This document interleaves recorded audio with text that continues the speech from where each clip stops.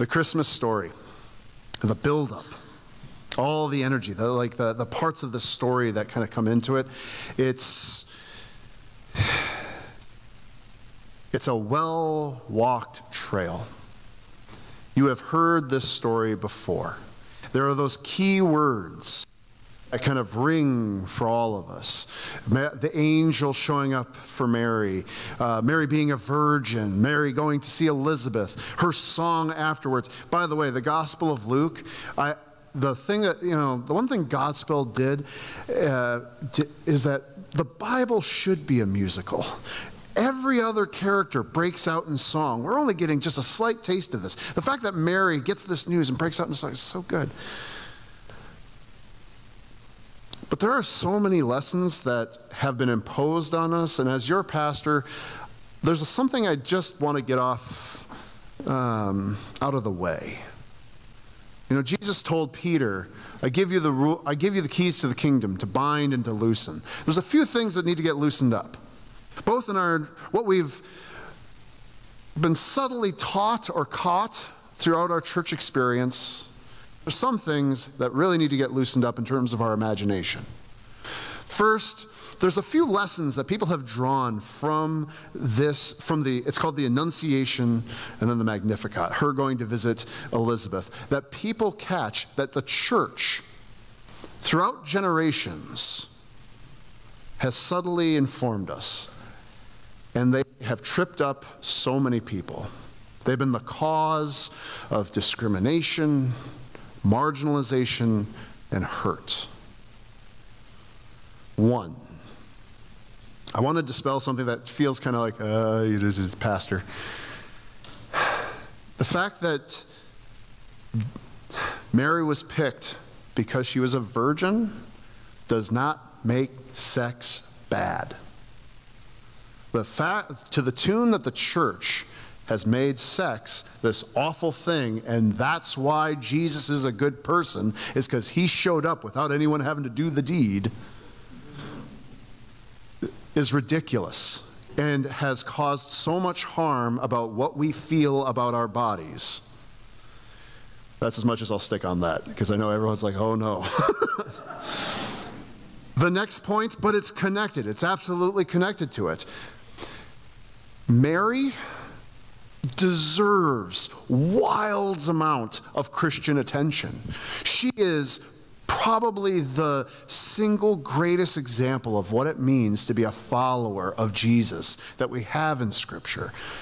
She is a woman here. This is the premier example of what it means to follow Jesus, and it's the whole of her story. This is not like a buffet of gospel. There's a little bit of gospel over here, there's a little bit of gospel over here. This is lasagna. It's all in it. The gospel oozes from the details and blends together wonderfully. It's not because she's a mom. Motherhood is not mothers need to be honored, and they are wonderful, and my mother is perfect. However, she's not perfect because she was a mom, she's perfect because she's my mom. No. Being a woman, your highest goal in life isn't to be a mom.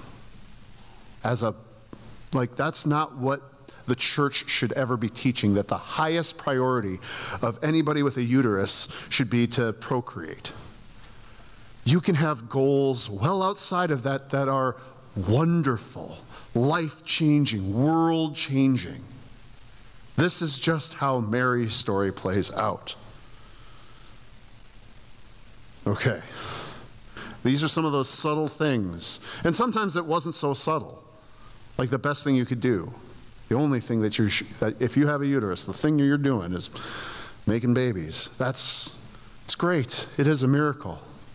But not all people are called to that. Okay. That's some of those things and if you want to talk more about that, I got nothing but time these days. You can call me. But I do want to crack open this story a little bit, because the gospel writer while is steeped, I mean, the gospel is written in Greek, but this gospel writer has Hebrew roots. Why? Because the way they tell stories in the Hebrew Bible, the Old Testament, allows for big imagination. It gives you, it reads like a play's script. Here are the words. What's the stage hand going to take? How is the stage? What's the term for those folks? When they build the stage? What's the director going to tell them to build? How is the lighting going to go? That's all up to us to imagine. The trouble is, you and I have been formed in the TV and paintings that informed from TV, so we don't have, for many of us, if you ever take one of these Christmas quizzes, the amount that isn't detailed here. What did the angel look like? In fact, the Bible, for the most part, except for big visions, the Bible rarely details out what angels look like. In fact, most of the time, there's no details. They could be just anybody. Right? Some of the art we've seen, they got the big wings, they got the fiery sword. That's what like the paintings would show, or at least a halo. Come on, you got to see the halo. That's what it is. But then there's the generation. When I was a kid, we had the show called Touched by an Angel. Right? And that changed everybody's perspective. Of course, now they all look like people, but they still get that backlit light with the piano like just kind of subtly playing. And that's how it is. That's what the angel looks like. But in fact, the point of an angel, the point of an angel was never what they look like. We get sucked into that because it's like we're visual people. But the angel is saying, listen to the words. It's the message that changes everything. So the angel visits Mary in Nazareth. Now, in your mind's eye, what time of day? I'm going to bet 99, if not 100% of you are all like, it was nighttime.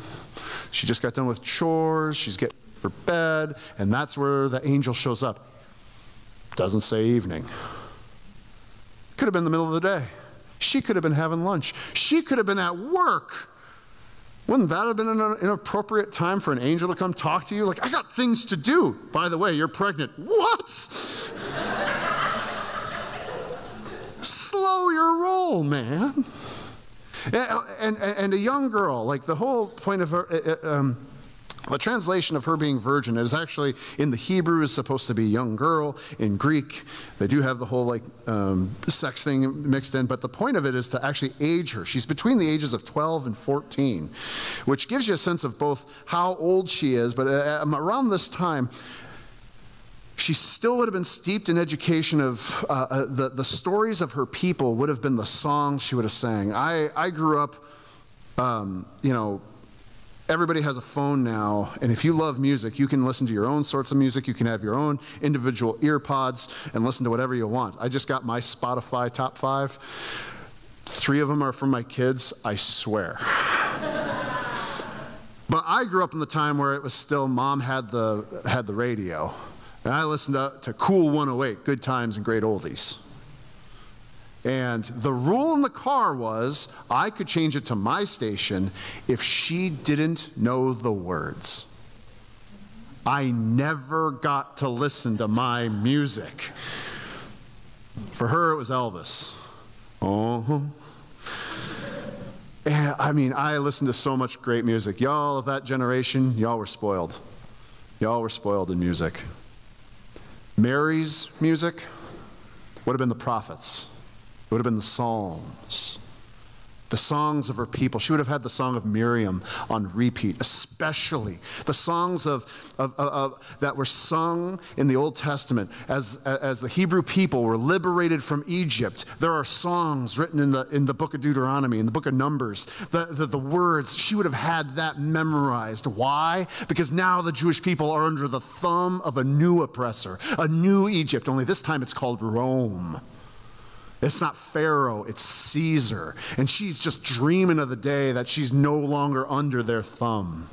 She remembers a God who freed them from slavery to captivity and brought them to a promised land. This is just part of her day-to-day as a teenager in Nazareth.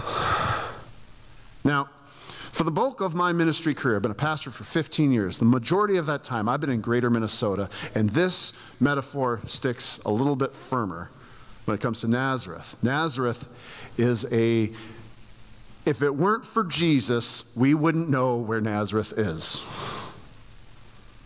Nazareth is a town named after a type of person, a type of promise, that if you were in the Old Testament, a Nazarene, the oath of the Nazarene was a way of living as a Jewish person in that time, that now gets a title of a town. Okay, how do I make this clear? Have you ever been to St. Francis, Minnesota? Are any of them Franciscans? Would you be shocked to find non-Franciscan? No, it's a town named after a way of living, and it's the middle of nowhere. Nazareth is so far north from all that's happening in Jerusalem. It's a small little burg, and here an angel of God who decides to change the course of the cosmos, to be made flesh, picks somebody from the middle of nowhere to bring about the child that this girl is going to raise. There's no mention of Joseph. That you got to read the gospel according to Matthew for. Matthew got a little bit of Christmas. There is no Christmas in the Gospel of John. There is no Christmas in the Gospel of Mark. You get a little bit of Matthew, and you get Joseph's reaction. There's another thing. Let's crack this story open a little bit more. Let's use our imagination. What do you picture? So the angel tells Mary, hey, you're pregnant. Good for you. Who does Mary tell? We get the story of her telling Elizabeth. When does she tell her parents? When does she tell Joseph? In Matthew, we get that she did tell him, but when does she tell him? Was Joseph living in Nazareth at the time? See, you remember this from your Christmas Eve services. The census said everybody had to return to their hometown. Joseph's originally from Bethlehem. Bethlehem is far closer to Jerusalem, and this is important. I'm going to share why. Because where does Mary go? The angel has said, you know, consider your family member Elizabeth. She's with child. And it says she makes off to the hill country where Elizabeth is. Tradition teaches us that it's Ein Kerem. Ein Kerem is more of a Golden Valley. Ein Kerem to Jerusalem is Golden Valley to Minneapolis. Oh, wow. That for a sense of it. Bethlehem would be more of a, and that's Burnsville. It's close. So if Joseph isn't in Nazareth because they're betrothed, they're not married yet, when Mary makes the hike from Nazareth to Ein Kerem to visit her cousin, or Aunt Liz, as I like calling her, it's not very clear what family relative, so I always Aunt Liz. Anyway, she makes the hike to get to Ein Kerem. Word would have spread that Mary was in town. Maybe Joseph came looking. Why did Mary come to town? Mary, it says, makes haste. This was a 3-day adventure. Maybe 2, if she was really hucking it. It's about several miles. Maybe on foot, maybe part of a caravan, to get to go see her cousin, aunt. And then there's this new thing. Now Elizabeth and her husband Zechariah, they are They very much reflect kind of this faithful older couple. They sound similar to this story of Abraham and Sarah. They're an older couple close to God's heart. Zechariah is a high priest or one of the high priests at the temple, does a lot of temple duties. They're very faithful. There's no reason why they would be punished by God, but for some reason they're not having any babies, which was the sign of like economic security and God blessing you at the time. So everyone's kind of curious as to why that's not happening, but suddenly Elizabeth is with child in her advanced years, a reflection of Abraham and Sarah. And this is where the imagination kind of, I can't help. She's 6 months along. Remember that, 6 months along? 6 months along. Zechariah doesn't appear to be in the room. And I can't help but picture Elizabeth nesting. I've had to deal with, 3 kids coming into the world. Mom at 6 months, she's working on the crib, because Zechariah had to go to work. He was a little too busy to put the crib together. So there she is, and she hears the greeting of Mary, and that leap in the Mary walks in, and the recognition isn't by visuals. It is the fact that Mary calls out to her, and the sound of the greeting causes this 6-month baby in the womb to leap. I've been blessed for 3 children to feel that movement. I can't imagine, on the outside where my hand's been on a belly. I don't touch other people's bellies. That's just for other people. I can't fathom what that's like for the people who have brought human beings into this world.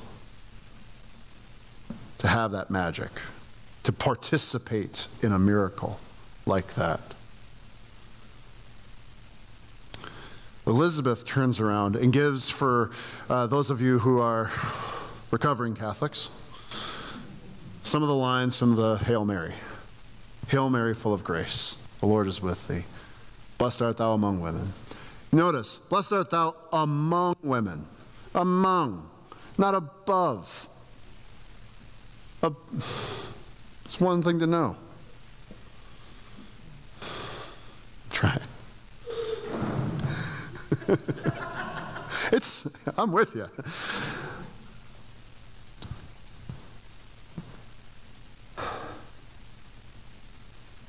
I got like 3 points, and I'm trying to see if I want to cut one.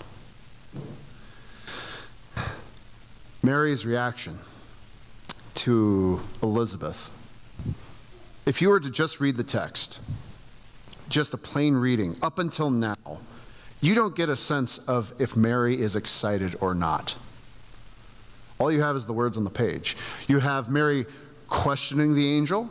You have Mary receiving the good news, the story from the angel, but you don't get a sense like, woo, I'm pregnant. You get she's moving with haste to go talk to her cousin. It's this kind of still firmness. Like, for us, for any of us, this is what I mean. There's all this room for your imagination. She could be excited. She could just be looking for help. She could be nervous out of her mind and needing counsel. She makes her way to Ein Kerem and not even being able to tell the story. The story doesn't even leave her lips, but Elizabeth is like, look at you. This is amazing. I can't believe what's going to happen. My friends, the first reading of the story is the good news. It is the gospel. It is every inch of what Jesus came into the world, that God would pick any one of us from the middle of nowhere, no matter what your backstory is, no matter how old you are, no matter what has gone down. God picks even you to change the world. That is the first reading. That is the meaning of the Annunciation to Mary, the angel speaking to her. You want to know what? When Mary visits Elizabeth, that is the mission of the church. The church's job, when someone scared, nervous, maybe full of joy, maybe I don't know, comes walking into our building, going into your home at your dinner table, the reaction you have is that of Elizabeth. I'm so glad you're here. Look at you. Before they have anything to say, God sent you here. And it's amazing. How honored am I that God would put you into my life, no matter who you are, no matter what has gone down. It's amazing. And that's when we get Mary's actual response. That's when we actually get to see into the heart of Mary. She reacts with joy. If you're a little bit more been around these passages, you know it's called the Magnificat, right? She ends up singing, right? The reaction to being welcomed, the reaction to being accepted, the reaction that someone believed what God is saying about her. Because let me tell you this, when you got a story, when your story seems so unbelievable, and someone hears you, really hears you, and accepts you, that'll change your life. That'll change any nervousness you had looking back.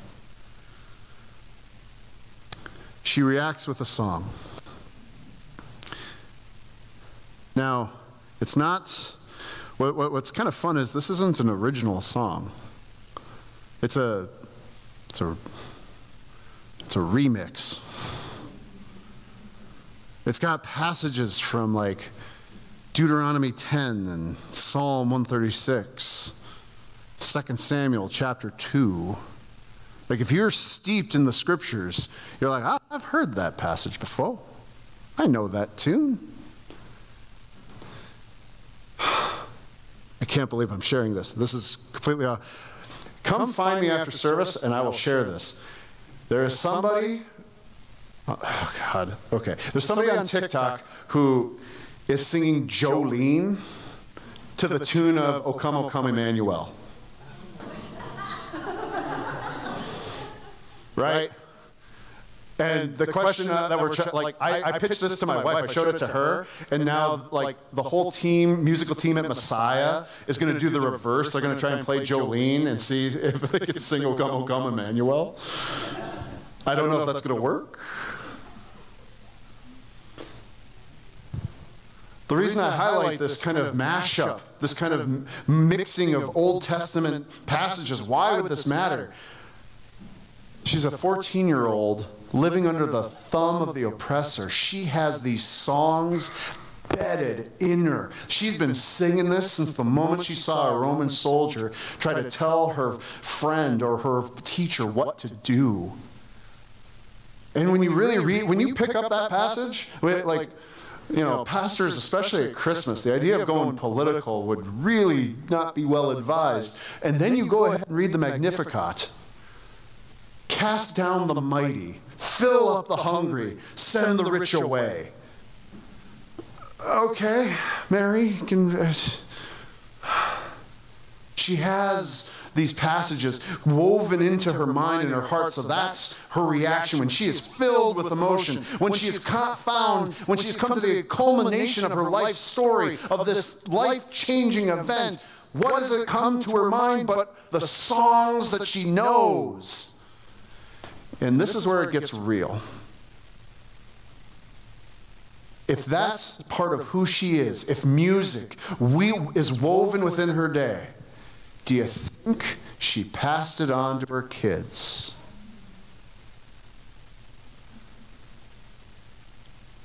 Do you know any of her kids?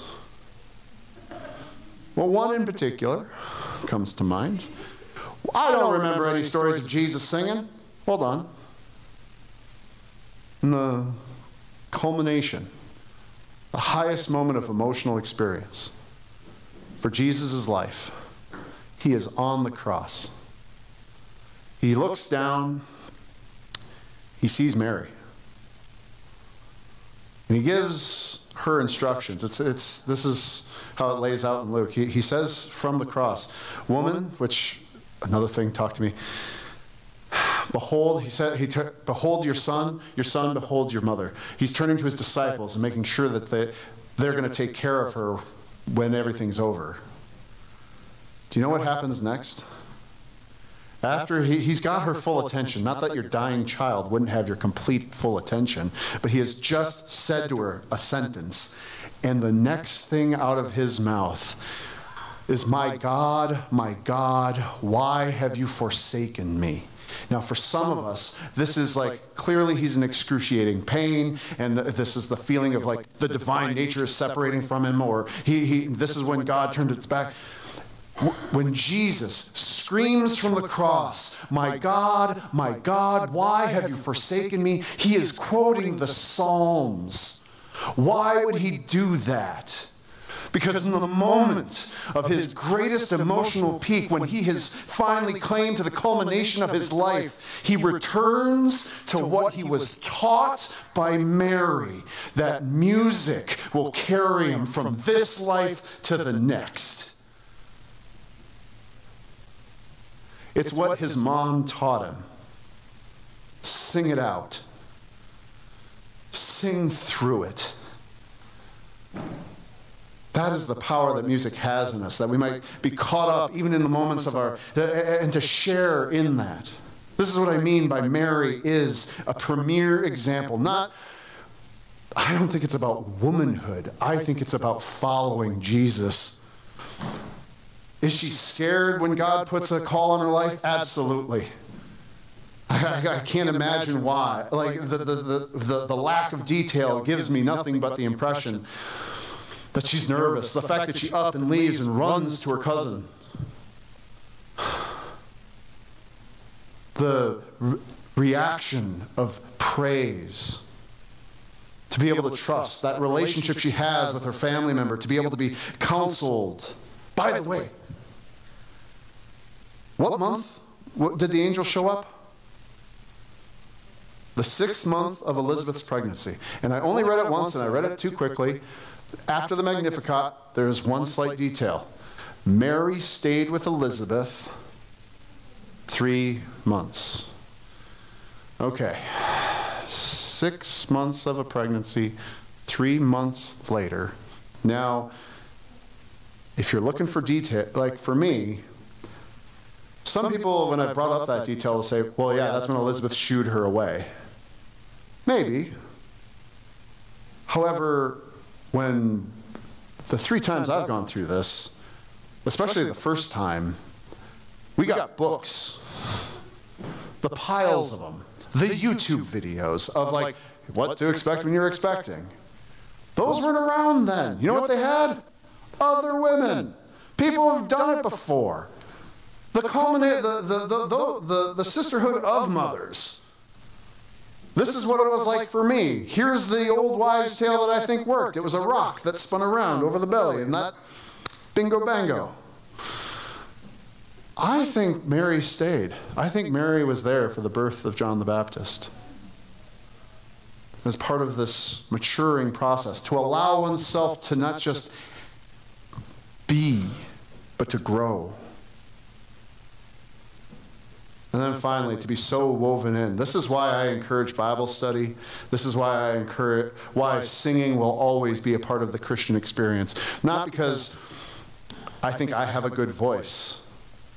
I want to leave that to the professionals. But in the singing, my story is woven into the bigger story. So that wherever I am, if I get life-changing news, or if I'm on my very last breaths, that my moments might be filled with praise. Pray that for all of you. Amen. Would you stand?